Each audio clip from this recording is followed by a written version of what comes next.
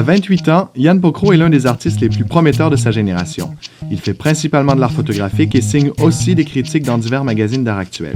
Dans le cadre du 400e anniversaire de la Ville de Québec, il présentera son travail à Reims avec l'exposition Québec Gold, qui regroupe plusieurs grands noms de l'art contemporain québécois. C'est un mode de langage, hein, les arts visuels aussi, comme les maths, comme la philosophie, comme le français, C'est sûr qu'on a envie que les gens... j'ai pas envie que les gens comprennent quelque chose. C'est pas un examen à choix de réponse. J'ai pas envie que les gens... j'ai pas envie d'une lecture unique là, de ce travail-là. J'ai envie qu'il se produise, qu'il se passe quelque chose chez les gens, c'est sûr, chez les gens qui vont faire l'expérience de ces œuvres-là. Mais les lieux, oui, c'est vrai que quand on regarde les images, c'est pas nécessairement...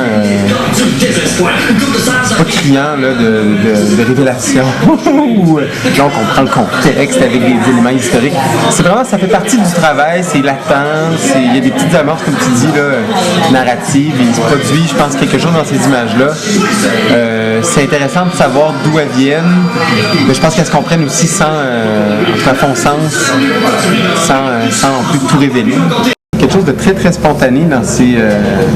parce qu'il bon, il y a un rapport avec le lieu, tout ça. Ça se tourne rapidement vers des interventions un peu performatives dans ces lieux aussi. Je fais toujours ça seul, sinon, avec exception, il n'y a pas quelqu'un qui vient m'aider pour quand il y a des problèmes techniques, des choses comme ça. J'ai déjà essayé de travailler avec d'autres gens, avec d'autres corps que le mien, puis ça ne fonctionne pas de la même façon non plus, parce qu'on dirait que c'est plus facile, puis je suis le seul qui est prêt à me suspendre à une corniche ou à me lancer dans les murs, ou à faire des trucs comme ça. C'est une vitrine où on veut, c'est vraiment une vitrine sur ce que les commissaires nous disaient, ce ne sont pas mes mots.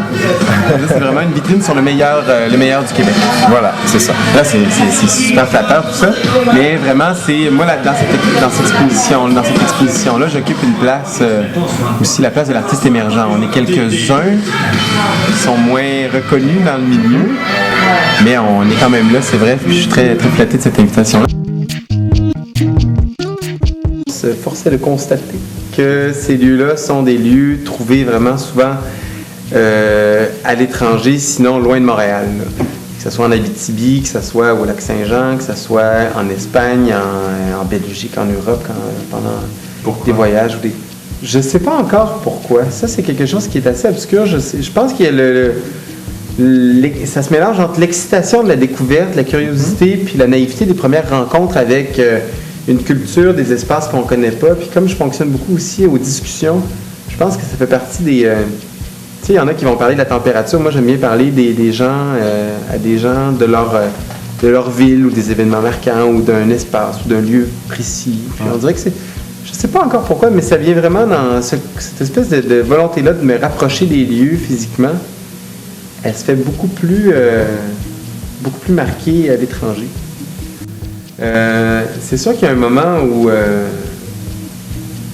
où je ne sais plus si la photo prend le dessus sur l'intervention ou si l'intervention n'est pas, à certains moments, d'égal à égal avec la photo.